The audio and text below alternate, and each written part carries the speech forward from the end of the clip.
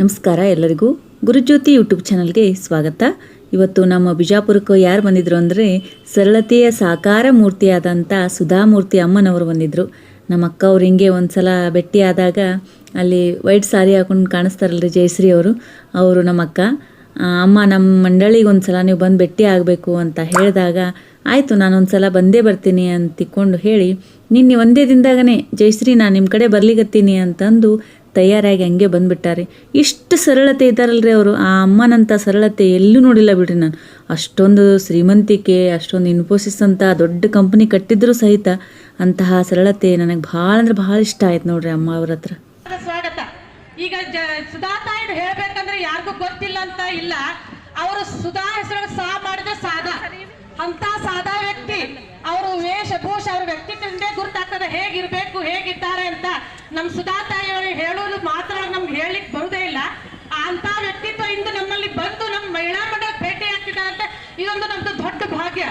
ಅದಕ್ಕೆ ನಾವು ರೋಡ್ ಮೇಲೆ ಮಾಡುವುದಂತ ಹೇಳ್ಕೊಂಡು ಒಂದ್ಸಲ ಅಮ್ಮನ ಕಡೆ ಹೋದಾಗ ನಮ್ಮ ಮಹಿಳಾ ಮಂಡಳಿ ಹಿಂಗ ಅದಾರಿ ಅಂದ್ಕೊಳ್ಳೋಣ ನಿಮ್ ಕಡೆ ನಾನು ಬಂದೇ ಬರ್ತೀನಿ. ನಾನು ಎಲ್ಲಾ ಮಹಿಳೆಯರದು ಏನೇನು ಕಷ್ಟಗಳವ ಅದನ್ನೆಲ್ಲ ನಾ ಕೇಳ್ತೀನಿ, ನಾನು ನಿಮ್ಗೆ ಸಲಹೆ ಹೇಳ್ತೀನಿ ಅಂತೇಳಿ ಅವರು ಇಷ್ಟಪಟ್ಟು ನಮ್ ಕಡೆ ಬಂದಾರ. ನಾವು ಎಲ್ಲಾರು ಭಾಗ್ಯವಂತರು. ಕರೆ ಹೇಳ್ಬೇಕಾದ್ರೆ ಎಲ್ಲಾರು ನಾವು ಚಪ್ಪಾಳೆ ತಟ್ಟೋಣ. ಅಮ್ಮ ನಮ್ ಸಲುವಾಗಿ ಬಂದಾರ, ಬಿಜಾಪುರ ಹೆಣ್ಮಕ್ಳ ಸಲುವಾಗಿ ಬಂದಾರ. ಕರೆ ಹೇಳ್ಬೇಕಾದ್ರೆ ನಾವು ಇದು ಸ್ವರ್ಗ, ಇದು ಮೀನಾಕ್ಷಿ ಚೌಕ್ ಅಂತ ಸ್ವರ್ಗದಾಗಿದ್ದೀವಿ, ಮಹಾಲಕ್ಷ್ಮಿ ಜೊತೆ ಇದ್ದೀವಿ ಅಂತ ನನಗೆ ಬಹಳ ಆನಂದ ಅನಿಸ್ತದ. ಅದಕ್ಕೆ ಜಾಸ್ತಿ ನಾ ಮಾತಾಡೋಂಗಿಲ್ಲ, ಎಲ್ಲ ಅಮ್ಮಗೆ ಮಾತು ಕೊಡ್ತೀನಿ. ಅವ್ರ ಮಾತು ನಾವೆಲ್ಲರೂ ಕೇಳೋರಿದ್ದೀವಿ. ಜೈ ಶ್ರೀರಾಮ್, ಜೈ ಸದ್ಗುರುನಾಥ್ ಮಹಾರಾಜ್ ಕಿ ಜೈ. ನಮ್ಮ ಅವನ್ ಕರೆದ ನಿಮ್ ನಡುವಿನಕ್ಕೆ ನಿಮ್ ನಡುವಿನ ಮಗಳನ್ನ ಕರ್ಕೊಂಡು ಹೋಗ್ಲಿಕ್ಕೆ ಏನು ಉಪಯೋಗ ಇಲ್ಲ ಕೆಲಸಕ್ಕೆ. ಈ ಕಡೆ ಡ್ರಾಯಿಂಗ್ ನೀನು ಆಗೋದು ತಗೊಳ್ರಿ ಅಂದ್ರು. ನಮ್ಮ ವಾಪಸ್ ಕಳ್ಸಿದ್ರು. ಸ್ವೆಟರ್ ಹೆಣ್ಣಲ್ಲಿ ಕಳ್ಸಿದ್ರು ನಮ್ಮ ತಂಗಿನ. 4 ದಿನ ಆದ್ಮೇಲೆ ಅವ್ರು ಸ್ವೆಟರ್ ಹೇಳು ಮೇಡಮ್ ನಮ್ಮ ಅವನ್ ಕರೆದ ನಿಮ್ಮ 2ನೇ ಮಗಳ ಮನೆಗೆ ಕರೆಸ್ರಿ, ಆಕೆ ಹಾಕಿರೋ ಹೊಲಿಗೆ ಇಷ್ಟು ಲೂದವ, ಅದ್ರೊಳಗೆ ತೆಂಗಿನಕಾಯಿ ಹಾಕಿದ್ರೆ ಬೀಳ್ತದೆ ಬೇಡ ಅದನ್ನ ಕರ್ಕೊಂಡ್ರಿ. ನಮ್ಮ ಅಕ್ಕ ಚಲೋ ಡ್ರಾಯಿಂಗ್ ಕಲಿತ್ಲು, ನಮ್ಮ ತಂಗಿ ಚಲೋ ಸ್ವೆಟರ್ ಕಲಿತ್ಲು. ನಾವು ಎರಡೂ ಕಲಿಲಿಲ್ಲ. ನಮ್ಮ ಸಂಗೀತಕ್ಕೆ ಹಾಕಿದ್ಲು. ಮಾಸ್ತರ್ 1ನೇ ದಿನ ಬೇಡ ಅಂದ್ಬಿಟ್ಟು ಬೇಡ ಬಿಡ್ರಿ ನೀವೇನು ಹೋಗ್ತದೆ ಬೇಡ್ರಿ ಸರ್.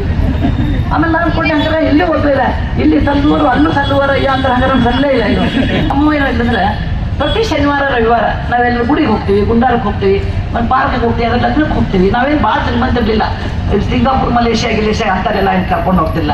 ಗುಡಿಗೆ ಹೋದ್ವಿ, ತೊರವಿ ನರಸಿಂಹಗೆ ಹೋದ್ವಿ, ಆವಾಗಿನ ಕಾಲದಲ್ಲಿ ನಮ್ಮ ಸುರ್ಪಾಲಿಗೆ ಹೋದ್ವಿ, ಬನಶಂಕರಿಗೆ ಹೋದ್ವಿ, ಎಲ್ಗೂರು ಹನುಮಪ್ಪಗೆ ಹೋದ್ವಿ, ಈ ಕಡೆ ಹೋಗ್ತಿದ್ವಿ.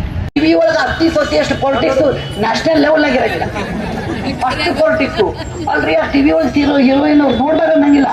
ರಿಯಾಲಿಟಿ ತಿಳ್ಕೊಡ್ರಿ. ಟಿವಿ ಸೀರಿಯಲ್ ಒಳಗೆ ಹುಡುಗಿ ಹೆಣ್ಮಕ್ಳು ಹುಡುಗರು ಸೀರೆ ಹಚ್ಕೊಂಡಿರೋದು ದಾಗಿನೇ ಹಚ್ಕೊಂಡಿರೋದು ಅದೇನು ಅದೇನು ಹಾಕ್ತಾರೆ ಅದು ಕುಂಕುಮ ಮೈ ಒಳಗೆ ಅದು ಚಕ್ಮಕ್ಕಿ ಸೀರೆ.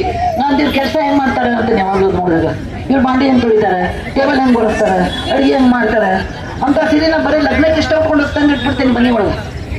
ಅದಕ್ಕೆ ಟಿವಿ ಸೀರೆ ಅನ್ನೋದು ಮೇಕ್ ಬಿಲೀವ್ ವರ್ಲ್ಡ್. ಅದು ನಿಜ ಜೀವನ ಅಲ್ಲ. ನಿಜ ಜೀವನ ಅಂದ್ರೆ ಕಷ್ಟ, ಸುಖ, ನಿಷ್ಠೂರ, ಆನಂದ, ಶ್ರೇಯಸ್ಸು ಎಲ್ಲ ಕೂಡಿ ಬರ್ತದೆ. ಅದು ಒಂದು ಗಂಟಿದ್ದಂಗೆ ಎಲ್ಲ ಕೂಡ.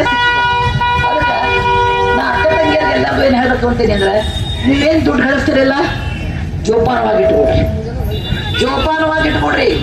ಕಂಡವ್ರಿಗೆ ನಿನ್ನ ಯಾರು ಹೊಳಿ ಹೊಗಳಿ ಅಂತಾನು ಮನ್ನ ಶೂಲ ಕಿಕ್ಕಿದರಯ್ಯ ಕೂಡಲ ಸಂಗಮ ದೇವ ಅಂತ ಬಸವಣ್ಣವ್ರು 12ನೇ ಶತಮಾನಗಳ ಹುಡುಗಿ ಭಾಳ ಚಲೋ ಮಾಡ್ತಿ ಬಿಡವ ನೀನು ಅಂದ ತಕ್ಷಣ ಇದ್ದರೆ ಖುಷಿ ಆಗೋದು. ಖುಷಿಯಾಗ್ರಿ, ದುಡ್ಡು ಖರ್ಚು ಮಾಡಬೇಡ. ನಿಮ್ಮ ಅಕೌಂಟ್ ತಗೊಡ್ರಿ, ದುಡ್ಡು ಹಾಕ್ಕೊಡ್ರಿ. ಯಾವಾಗ ಕೊಡಬೇಕು, ಎಲ್ಲಿ ಕೊಡಬೇಕು, ಎಷ್ಟು ಕೊಡಬೇಕು ಅನ್ನೋದು ನೀವು ಕಂಟ್ರೋಲ್ ನಿಮ್ಮ ಕೈಯಾಗಿ ಇಟ್ಕೊಡ್ರಿ. ನಾ ಇದನ್ನು ಯಾವಾಗಲೂ ಮಾಡ್ತಿದ್ದೆ. ನಾನು ನಮ್ಮ ಯಜಮಾನರು ಇಬ್ಬರು ಕೆಲಸ ಮಾಡ್ತಿದ್ವಿ. ನನ್ನ ಪಗಾರ ಒಳಗೆ ಇಟ್ಕೊತಿದ್ದೆ. ಓಕೆ, ಮೂರ್ತಿಯವ್ರ ಪಗಾರದಲ್ಲೇ ಖರ್ಚು ಮಾಡ್ಕೊತಿರ್ತಿದ್ದೆ ಅಂತ ಎಲ್ಲ ಮಾಡಿದ್ ಖರೀದ ಸುಳ್ಳಾಗಿಲ್ಲ ನಾವು.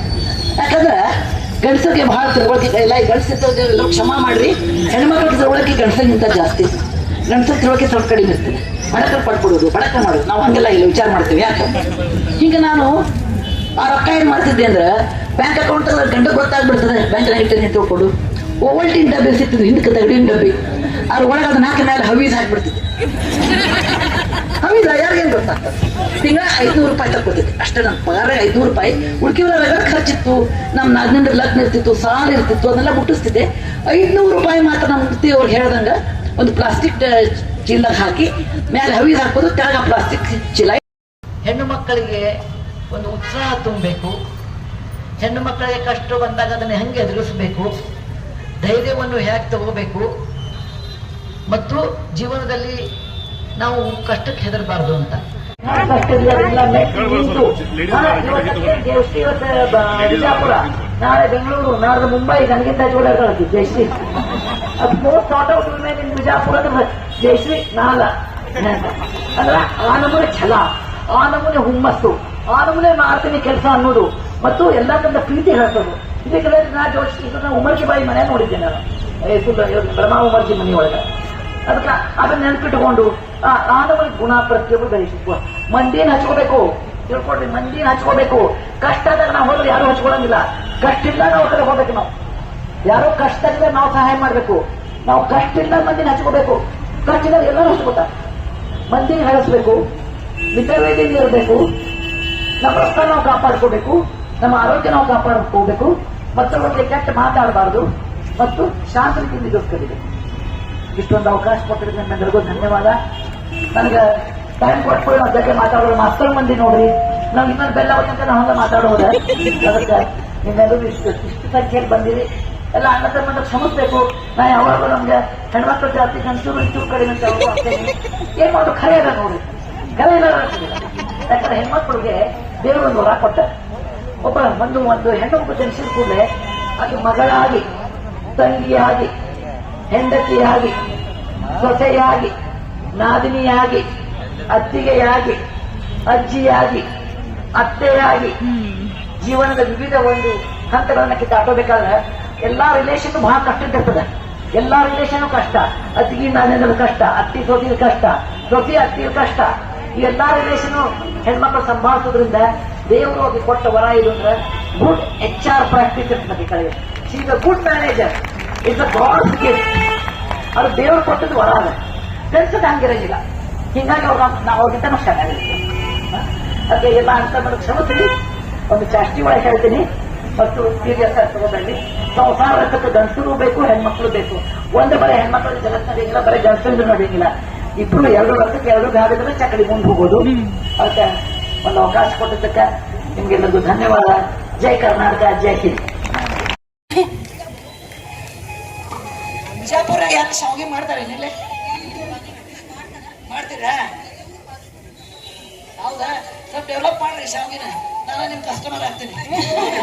ನಾನು ಬಿಜಾಪುರ ಬಂದಾಗ ಎಲ್ಲಾರ ಕಡೆ ಏನ್ ತಗೊಂಡ್ ಬರ್ತೀನಿ, ಕಾರಣ ಹೇಳ್ತೀನಿ, ಬಿಜಾಪುರದಿಂದ ನನಗೆ ಸಾಮಾನು ಭಾಳ ಚಲೋ ಸಿಗ್ತಾವೆ.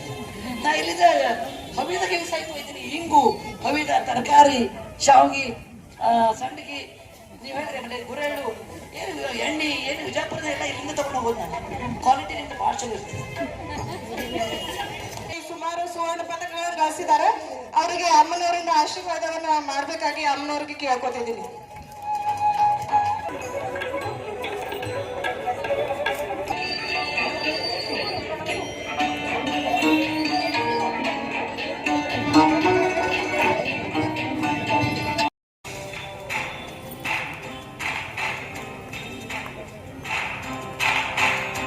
Thank you, Amma, for honoring.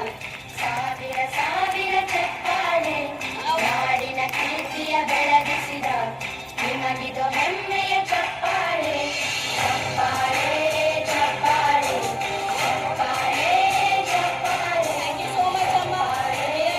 We are grateful to you for everything. Listening to you is an honor.